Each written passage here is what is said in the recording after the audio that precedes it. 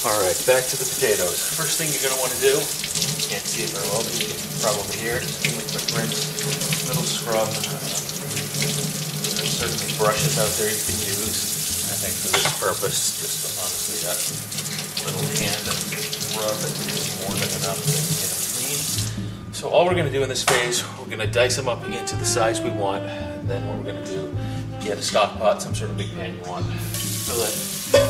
To start probably a good halfway, you're going to want to soak cold water. You're going to want to soak the potatoes for anywhere from half an hour to an hour, sort of depending on your preference. I would say half an hour is the minimum. Make sure it is cold. Watching water fill a pot isn't that exciting, and it's actually mostly off screen, even better. Fantastic. Some of these things we can do ahead of time. We'll start with the Yukon. Again, based on how you want them. If there's anything, if you're visual, you don't like something on the end, you just cut it off before you're going to slice them. Alright, I'm going to start, go in thirds. That will work for what I'm thinking about with the fries. I'm going to do them a little on the thick side. Take your pieces, just lay them out, and just cut into the wedge sizes of your choice. For a little bit thicker. I'll do the next one a little smaller too, so we'll be able to tell what sort of worked better for the process. That one is going to be a little too thick. We'll cut it in half. Just use your judgment, and again, experiment. If this is the first time, cut some super thick, some a little thinner. It's all about having fun and occasionally making a mess, and that can be fun too. Use a little bit thinner.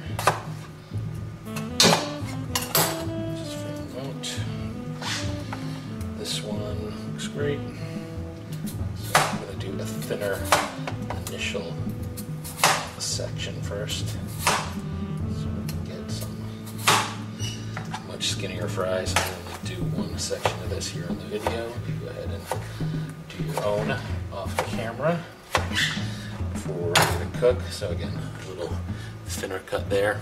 Be good for experimentation. These are probably more, I guess you would say, the Big M Corporation type fries. Sweet potato, same thing. Just go ahead and prep it. Sweet potato is going to be a little bit tougher by its very nature, so especially be careful on the first cut. Cutting it in half could get some resistance. You don't want to be caught unaware with your hand underneath. And again, similarly, just cut lengthwise to the size of your choice. The reason I only did it in half is if I want them thinner, once I have a piece like this, I'll cut it individually lengthwise, just because it's a lot easier to cut. Not a lot easier to cut one of these that way than try and take this and do another slice along length.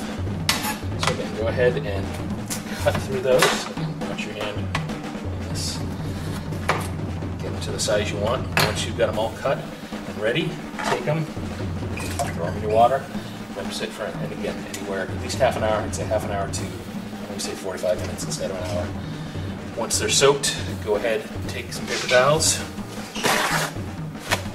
just lay them out flat, put them on top, put some more on top. You're going to want to let them dry, I would say at least another half an hour after that. You really want to wet. We're going to be cooking in oil, and wet, any moisture in there is going to be bad because it will spatter, and we don't want that. So go ahead and finish that up, throw them in the water, let them sit for half an hour, towels, let them dry another half hour, and then go ahead and pause this until that point, come on back, and we'll jump ahead to the frying. Potatoes. Alright, get that last part out, starting here.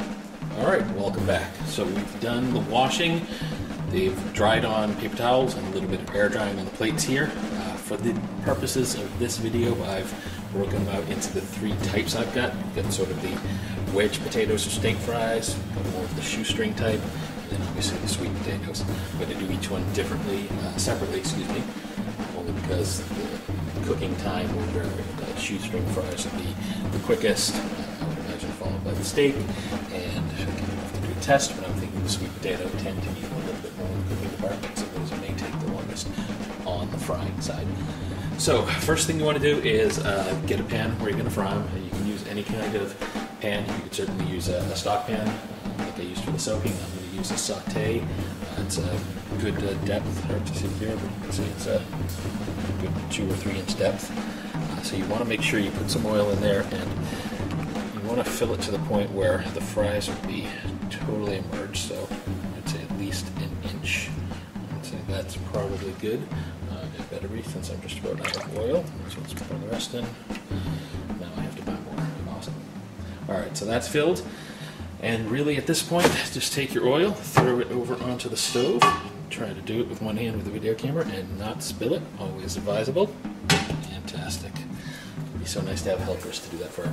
Alright, go ahead, heat that up. You want the oil. We're going to do this in 2 phases, which is more of a traditional French fry, not like your fast food where they just throw them in at a single temperature for an extended period of time. We might do some of these like that just for comparative purposes, but in more of a traditional French way, you want to do them in 2 fries. You want to do one relatively slow one, just a couple minutes at a lower temperature, then you want to raise the temperature and do it at a higher. We could certainly use a thermometer and measure it. I haven't decided yet if I will or not. We maybe will also just play it by ear, do something along the lines of, you know, again, typical electric stove with the settings.